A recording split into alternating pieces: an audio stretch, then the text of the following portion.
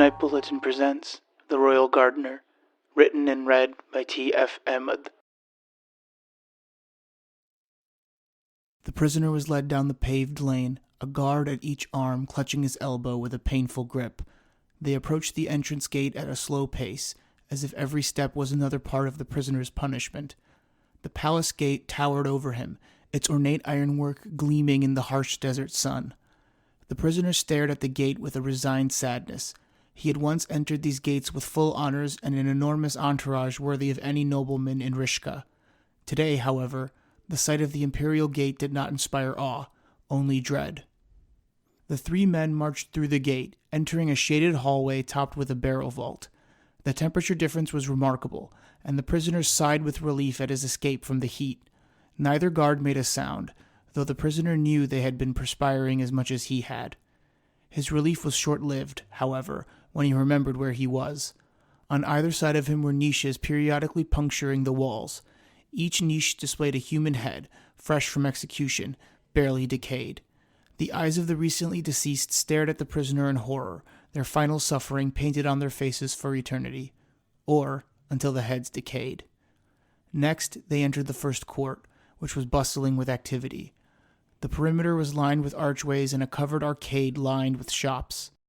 These were a sign of comfort for the prisoner, a sign that not much had changed since his incarceration.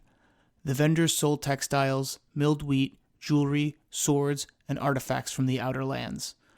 The prisoner saw a mass of people, 200 perhaps, gathered before a plinth where a corpulent, heavily robed official stood, his hands gripping a scroll.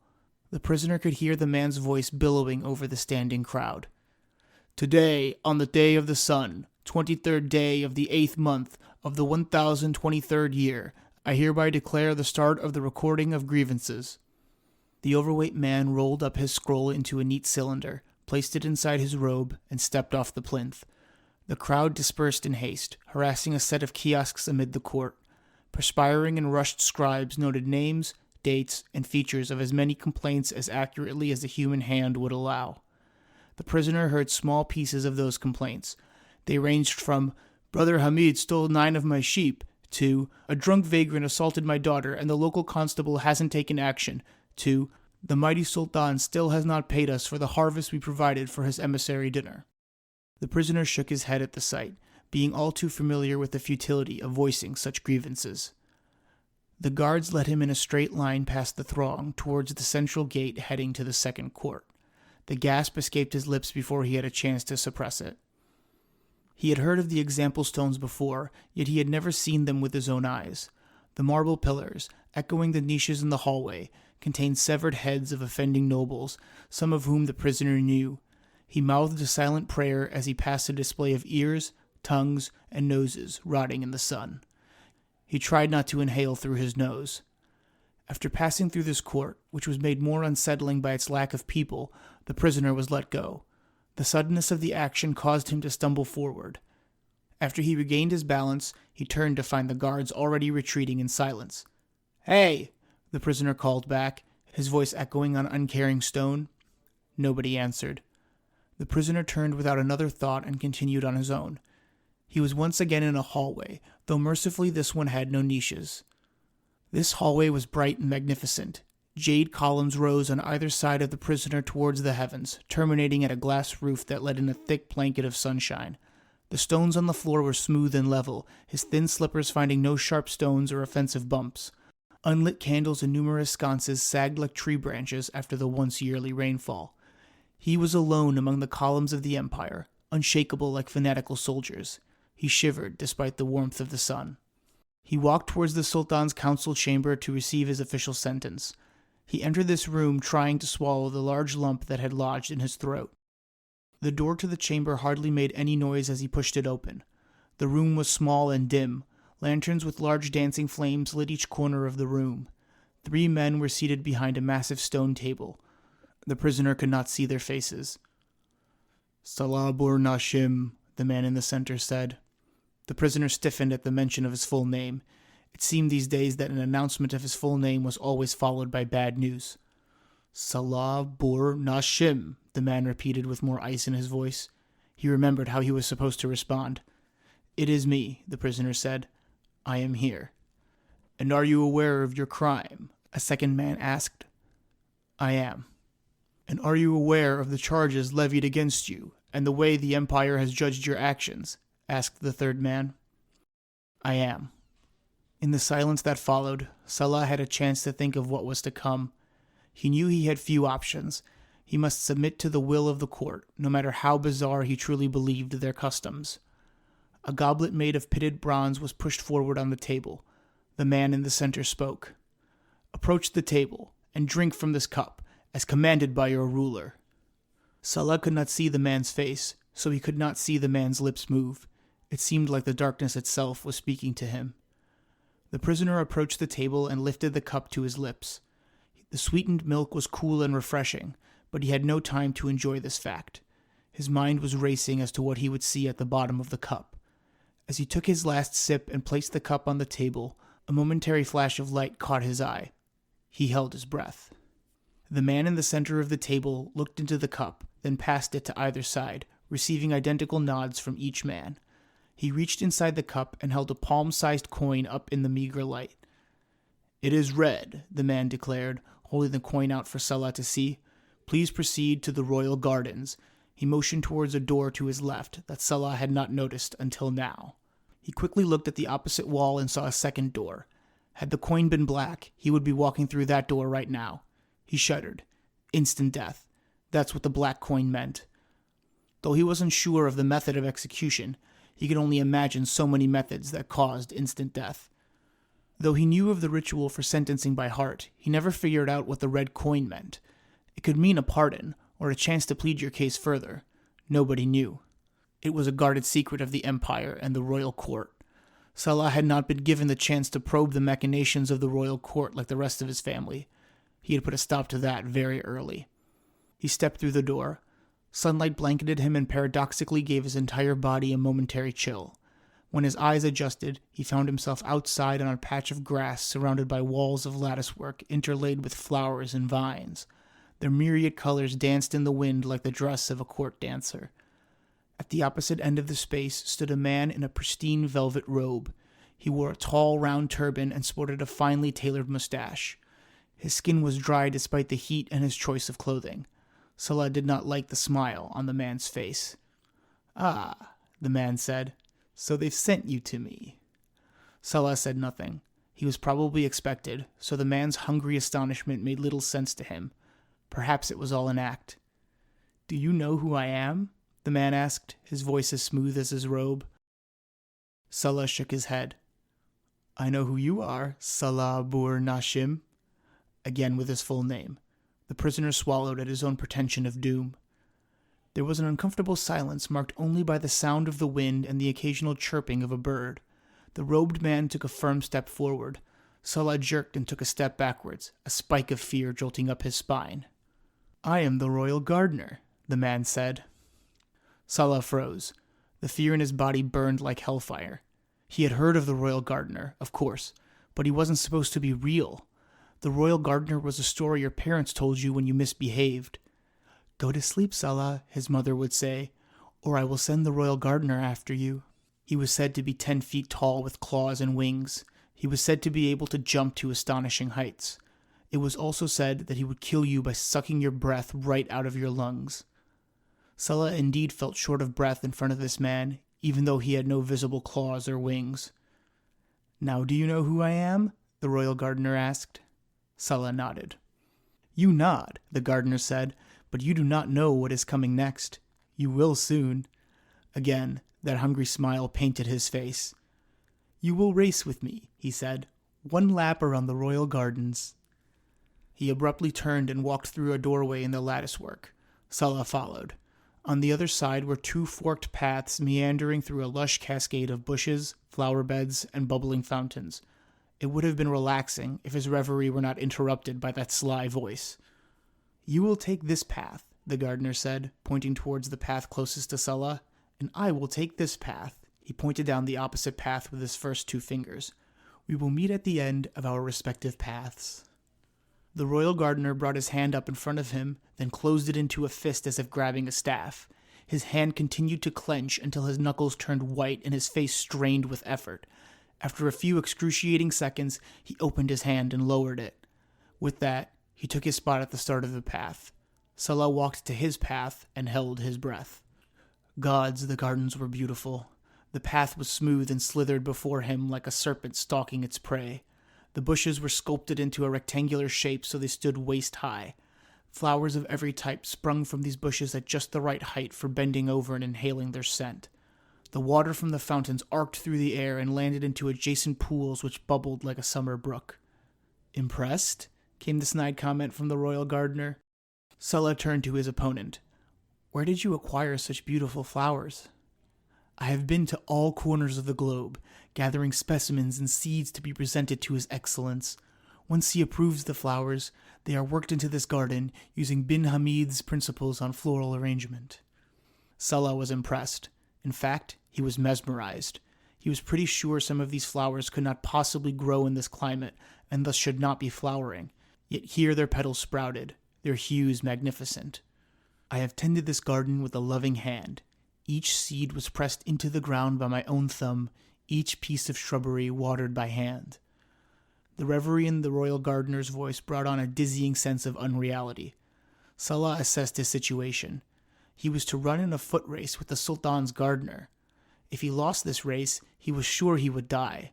If he won, however, it had to result in a pardon. Nothing else made sense. His stomach sank. This was simply a game for the Sultan and his gardener, he was sure. Salah's eyes darted up at the distant palace walls, his gaze stopping at every window. Each was occupied by a face peering out at him with mixed expressions of excitement and contempt. He was being watched by a clearly noble audience. In fact, a few of the faces stood out to Salah. In one window, he spotted Ove Bogad, the principal witness in his case. He was wearing sunshades over his eyes and nipping at a golden flask, likely filled with illegal rose wine from the southeastern region. In another window was Auntie Crez, the woman who had taught him his early lessons in noble manners. She was the preemptive teacher of this necessary skill to most of the noble children, and had thus not only become very wealthy, but had also wormed her way into the graces of many influential families in the empire. She wore her characteristic dark blue gown with a golden embroidered scarf loosely draped over her head. Her face bore a stern expression that was so constant it sprung Salah back to his schooling days. He made sure his eyes did not linger too long at one window, lest he locked eyes with someone. This was nothing but a sport to them, he realized, an entertaining afternoon. He found his fear supplanted by anger. He retook his position at the starting line, which was a row of low yellow weeds, probably dandelions. He crouched in a starting stance, tensing his muscles. Salah glared at his opponent. He was sure he could beat him. The royal gardener was still wearing his heavy robe, but he was now crouched just as Salah was. "Are you ready?" he asked. Salah at last found his voice. "I am ready, brother." His opponent spat. "Do not call me brother, you snake. I will enjoy beating you in this race. I have been here since the Sultan was in diapers." Salah spat as well. "What is your name, royal gardener?" he asked. The gardener smiled. "Do you know how executions are often depicted in plays?" he asked. Confusion flashed across Salah's face. "Yes," he answered. "They wear hoods over their heads." The royal gardener nodded. "As they remain faceless, I remain nameless." Salah crooked an eyebrow. "So be it, gardener. Tell me, what happens if I lose this race?" The royal gardener's face softened a bit. "Try not to find out." And then he was gone. The suddenness of his departure caused Salah to hesitate. The man had already begun running. Laughter descended from the windows as the spectators watched Salah stumble forward 2 half steps before taking off for a run in earnest. He chanced to look up and thought he saw Auntie Crez shake her head in resignation. The path was narrow, but Salah found a steady pace. A blur of color passed him on either side as he ran, the flowers like a kaleidoscope. He could no longer hear the cheers and jeers of the spectators. All he heard was the sound of his ragged breathing, the pounding of his shoes on the path, and the rapid beating of his own heart. He occasionally looked over at the other side of the gardens, hoping to catch a glimpse of his opponent. All he saw was a blur of flower and bush, punctuated by momentary glimpses of red velvet being propelled at an unholy speed. The sound of the fountains became like the roar of a million honeybees defending their hive. His brain ran on its own, and his mind sprung to Mira. He remembered her honey yellow eyes, their shade so uncommon people often thought she wasn't a native Rishkin. He remembered how she laughed at his clumsiness when he had arranged a haphazard picnic in the mango grove. He remembered how she sipped lemon tea as a true noble wife, not as the shopkeeper's daughter she had been when she was born. His eyes began to water, and the path before him grew blurry. He wiped at his eyes before adding a burst of speed. His lungs began to ache, and he could no longer feel his legs beneath him. He offered a prayer to the gods, asking them to strike down the royal gardener. But he couldn't focus. All he could remember was his father, angry that the son of such a prominent noble would deign to stoop so low as to marry the daughter of a shopkeeper. What kind of dowry could such a man pay for his daughter, he had asked. Sulla said it didn't matter. His father said it was the only thing that mattered. Sulla knew his father well. Maqsood Kale Nashim was a proud and tenacious silk merchant. He had inherited the business from his own father, a man Sulla hardly knew a thing about. Maqsood had taken over the business at barely 20 years of age when the elder Nashim had passed. Some whispered behind secretive hands that Maqsood had all but torn the reins of the business from his father's still warm, dying hands. Maqsood expanded the business, turning it from a Rishkin enterprise to one that operated in 2 additional empires. He became fabulously wealthy very quickly. He soon married and had 2 children, Sulla and his younger brother Sambin.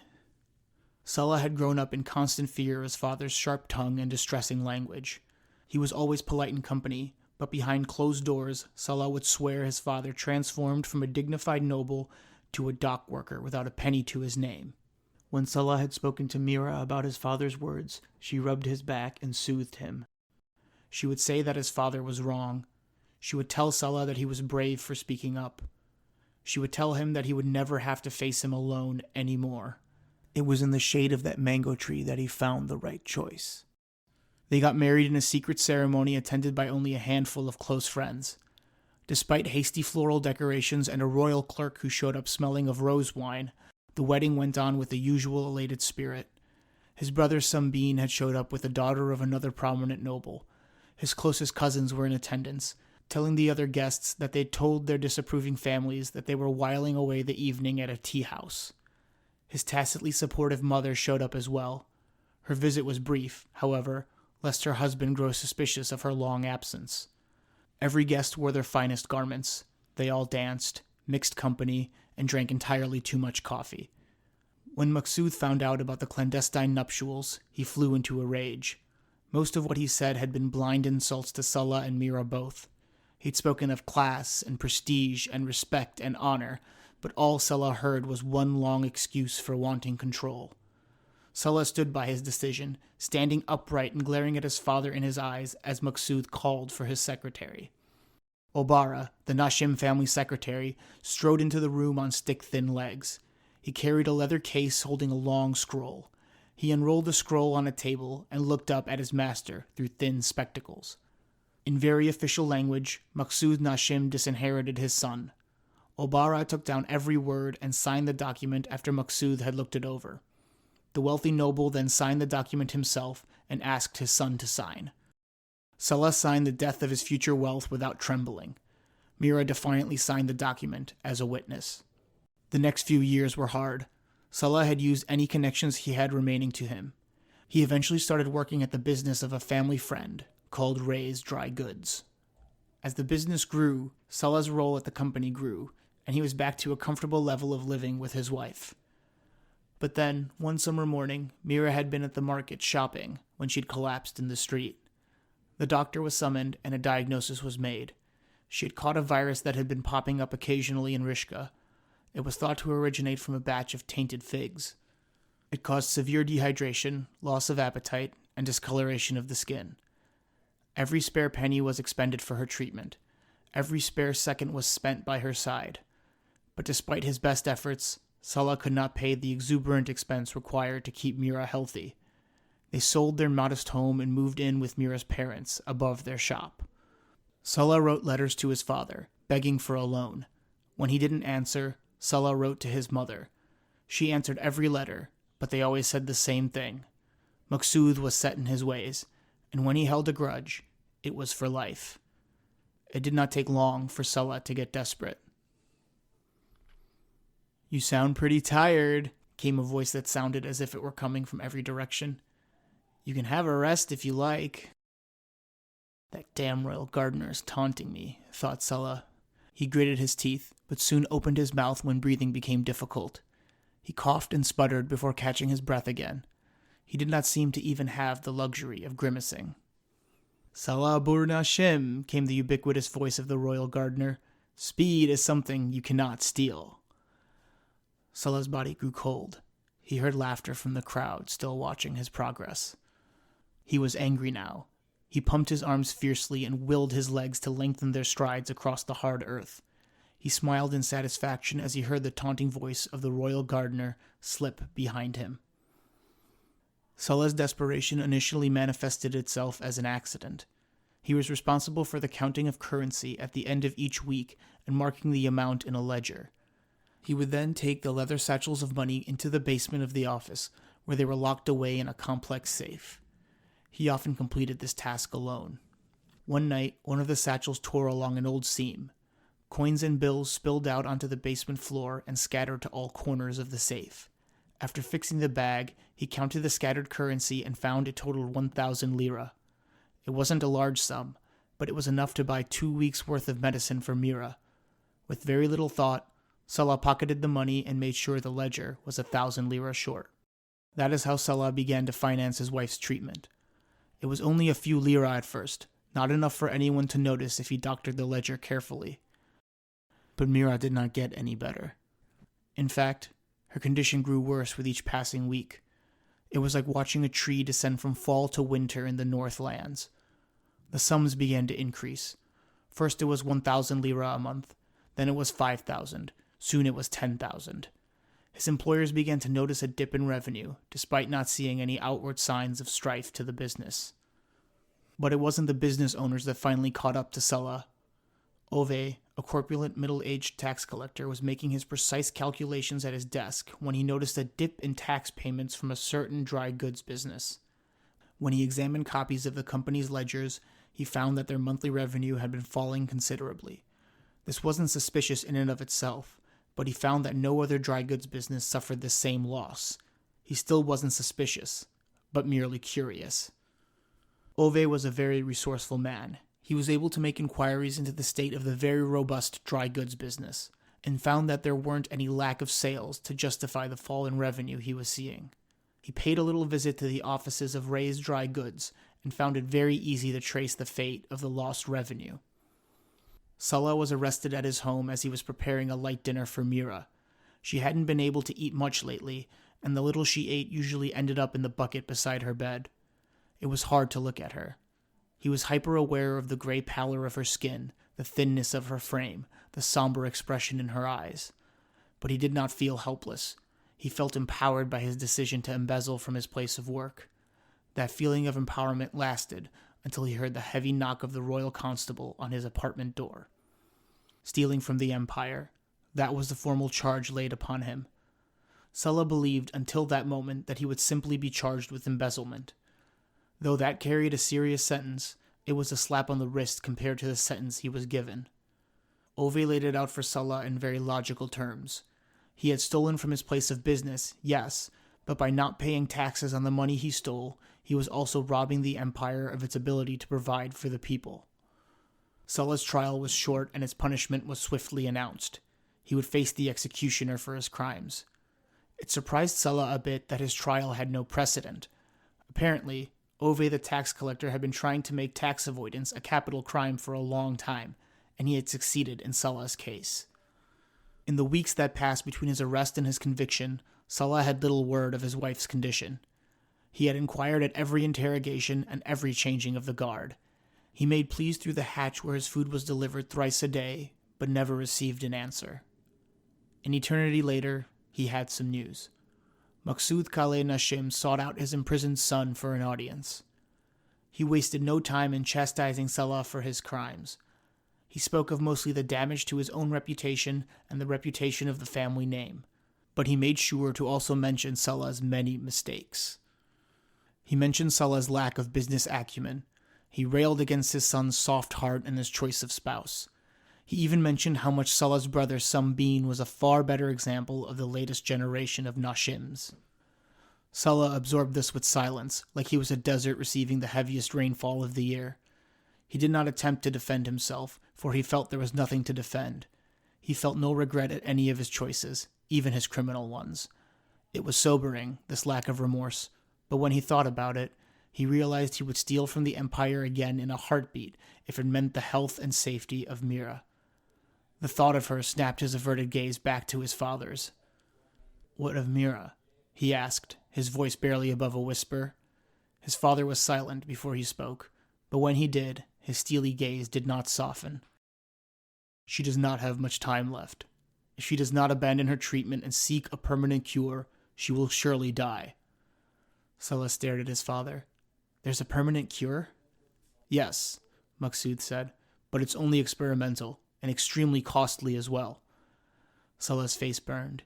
He couldn't quite bring himself to think of money at all. "Why are you here?" he asked instead. Maqsood sighed. "I am here to offer you a choice. I have access to a very fine legal counselor. He has defended nobles in every avenue of legal strife. He even got the court to throw out a murder conviction on appeal.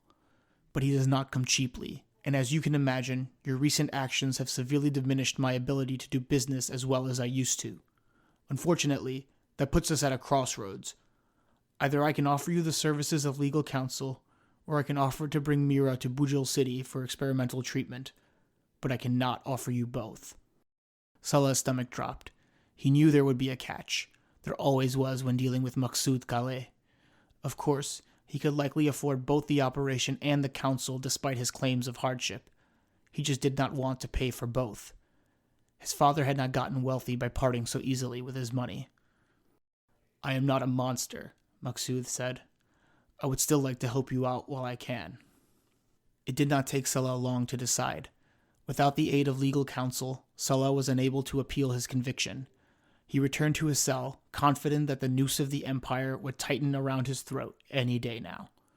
As Salah languished in his cell, he often looked out of the barred window at the courtyard outside the main gates of the prison. He would watch his fellow citizens blessed with freedom go about their daily business as if the large prison cast no shadow upon the streets. On several occasions, Salah was sure he saw Mira standing outside the gates. Though he was far from the square, he could swear she paced back and forth in front of the gates in her teal summer dress. She was healthy and full of vigor, all traces of the disease gone as if they were weeds in the breeze. He was never sure if she was really there, or if she was just a delusion induced by his prolonged confinement. He never heard from his wife or his parents before 2 guards escorted him from his cell and led him to the palace, and ultimately to this bizarre foot race. Salah felt good about his new lead. The royal gardener seemed to be at some point behind him. He was strangely quiet after his last jest. Maybe speaking had caused him to expel too much energy, and he was now falling behind. Or maybe he was already turning the last curve towards the finish line, and Salah was running straight towards a fate as incomprehensible as running this race. "I must not think of that man," Salah thought. He focused on the image of Mira pacing before the prison gate, alive and awaiting his return. It did not matter if that image was real or not. It was all he had. Think of her, he told himself. Think of her. The royal gardener was silent, but not because he was conserving energy. He was, in fact, thinking about a race where he'd almost lost against a prisoner. He was a general from an opposing army being held as a prisoner of war. The man had almost crossed the finish line, but had gotten a cramp at the last second. He limped over the finish line minutes after the royal gardener had crossed it. He had taken much pleasure in the life leaving the general's eyes. A curious anxiety occasionally overtook the royal gardener. Though he had won every race he ran, he was winning by smaller and smaller margins each year. He was still regarded as the fastest man in all of Rishka. He just wasn't as fast as he used to be. The royal gardener was not immune to age. Though aging and death did not terrify him, he did mourn his eventual loss of his prestigious position and his lovely garden. Now, to the royal gardener, this race against the embezzler Salah Bur Nashim was a routine one. He had no cause to think any differently. But how could he have known that even a man with a perfect record does not have perfect luck? Often tragedy is quick and violent, like a passing sandstorm. The royal gardener tripped on a root jutting from the base of a nearby fig tree. This itself posed no problem for him, as his considerable skill allowed him to use his momentum to right himself. Only this time it was different. This time, he felt a quick jolt of pain in his calf, and that was all it took for him to hesitate for 1 second too many. He fell with a considerable thud. A gasp escaped the crowd as he rolled forward before scraping his face on the branches of a nearby bush. In less time than an average man, however, he was back on his feet and running with a manic speed. The crowd watched in uneasy silence as blood flowed down the royal gardener's face like so many red rivers. Sulla kept running. He could no longer feel his limbs. Instead of hindering him, this numbness brought with it a strange calm. His mind was no longer on his present circumstances. He was unaware of the sudden gasps and silence of the crowd. He paid as much attention to it as he would a court scandal in another empire on the other side of the world. Sulla continued like a ball shot out of a cannon until he rounded a curve and crossed an arched trellis of brightly colored flowers. He had finished the race. The royal gardener ran the last leg of the race, cursing his age. He was sure victory was still his when he crossed his own arched trellis of flowers. When he slowed down, however, he was greeted by a surprising sight. Sulla stood several feet away, his hands on his knees, panting for breath. He was unaware he had won the race. "Young man," the royal gardener called, catching his opponent by surprise, "it looks like you've bested me in this foot race." The utter surprise on the prisoner's face struck the royal gardener as profoundly idiotic. Sulla himself felt the surprise he was showing. He had won. He had bested this fiend at his own game. Then why was he not relieved? "I congratulate you," the gardener said, walking towards the victor. "You may now accept your reward." He stood before Sulla, arms at his sides as if he were being crucified. He slowly turned his face up towards the sky, baring his throat. Sulla stared in confusion at the man's throbbing Adam's apple. When he did nothing, the royal gardener put his hands down. "I suppose you're confused," he said. Sulla nodded. "I always hate this part. The explanation. Simply put, the victor of the race must strangle the loser. To death." Sulla's confusion intensified. He scrunched his brow and pursed his lips. "It is how the new royal gardener is appointed. The empire only receives a new gardener when the previous one is beaten." "That's ridiculous," Sulla breathed, breaking his stubborn silence. He couldn't believe what he was hearing. "I'll never do it. I'm no killer. I'd rather rot in prison than kill you." The royal gardener sighed, then fixed Sulla with an almost sympathetic stare. "You do not have a choice in the matter, young man. It is a royal law. If you do not comply, you and I will both be executed, and likely any surviving family we both have will be executed as well. The Sultan does not take kindly to anyone who disobeys a royal law." Sulla took in these words in silence. He scanned the crowd assembled in the palace windows, noting the looks of solemnity on their faces. He doubted any of them were genuine. "How many have you killed?" Sulla asked, his eyes still on the crowd. "I don't remember," the royal gardener answered, his voice even and without emotion. "But they were all special prisoners. Some of them fought back, others accepted their fate without comment. Most were just too tired to do anything about it." He paused for a beat. "Do you know how those who come to me are chosen?" Sulla shook his head. "It's a lottery. Nobles at the Sultan's court write the names of prisoners onto slips of paper. They choose the names from a ledger that contains the prison records with a name and offense clearly written. These names are then thrown into a wicker basket, and several are chosen at random. You were unlucky enough to be selected." Sulla turned towards his opponent, his visage one of disgust. "And what vile noble wrote my name down?" he asked. The gardener shook his head. "How am I to know? Someone either chose you at random, or someone really hated you. I know you may not want to believe it, but this is simply the reality of our times. Nobles play with the lives of others simply because they can. If you had not disobeyed your father, you would have surely ended up playing the game yourself, for it is nothing but a game." At the mention of his father, Salah gritted his teeth. That man. Who's to say he was not the very noble who dropped his name into the wicker basket? His own son. What kind of monster among monsters would do such a thing? It was he who had cut Salah off from his rightful inheritance. It was he who had condemned Salah to the life of the struggling middle class. It was he who had ultimately lowered Salah to the status of a common thief to pay for his wife's treatment. Mira, where was she now? Had his father followed through on his promise to cure her? Was she now drinking lemon tea under the shade of trees with her parents? There was no way to know. With shaking hands, Salah placed his hands around the royal gardener's throat. He didn't squeeze. Not yet. You seem okay with dying, Salah observed bluntly. The royal gardener shrugged. It is how things are done in Rishka. Salah tightened his grip, only to loosen it right away. The bile that rose in his throat burned. Every muscle in his body went rigid in anticipation for what he was about to do. Think of it this way, the royal gardener said. I have killed many. Therefore, what you are about to do is not murder. It is an execution. It is justice. Salah squeezed the throat of the man before him. The royal gardener's eyes bulged in almost comic panic. Blood poured out of his wounds and ran down his face, as if Salah were squeezing an especially juicy fruit. The blood seeped in between his fingers, creating a macabre pattern against his tanned skin. It took a long time for the royal gardener to die. Salah's eyes watered at the effort, though he was sure he was also weeping for his soul. The cheers and jeers of the noble audience descended into nothing but a swarm of sound, like the turbulent waves of a violent ocean. Finally, when the royal gardener expelled his final breath, Salah let go.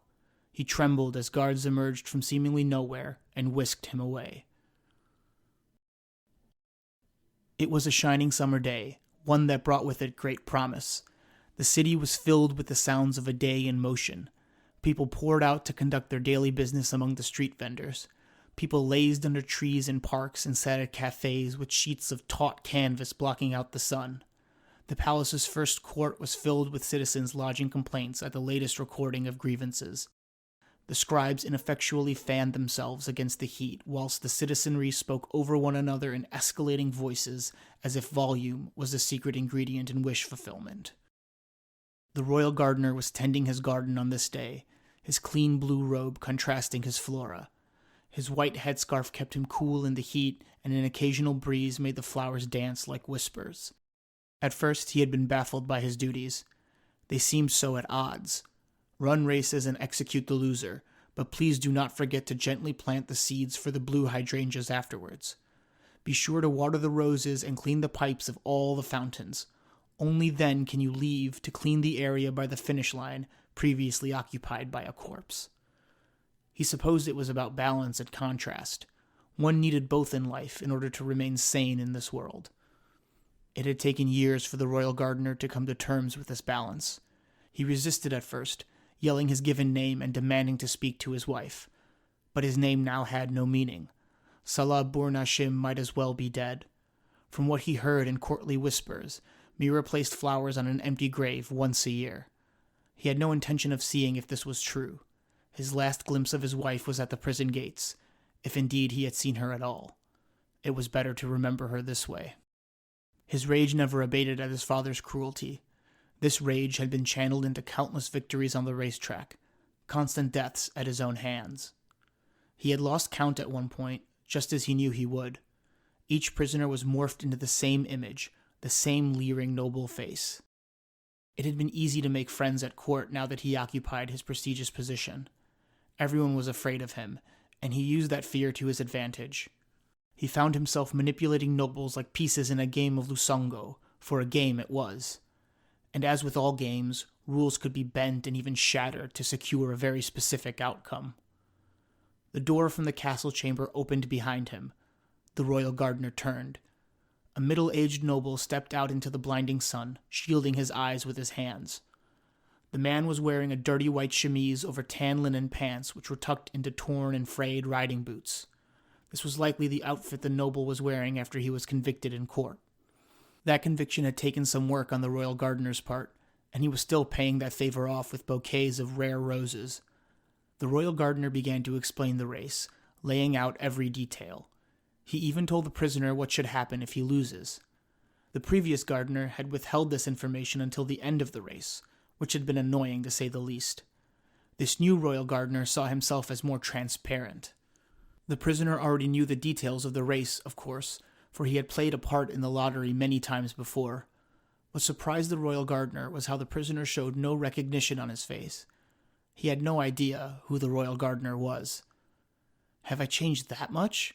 The royal gardener thought. He shrugged the thought away. Both men lined up at their respective starting lines. With few words and no ceremony, the race began. It was no contest. The prisoner was much older than the royal gardener, and had gotten fat from life as a pampered noble. When the race concluded, even the bloodthirsty audience stared in horror at the look of glee on the face of the royal gardener.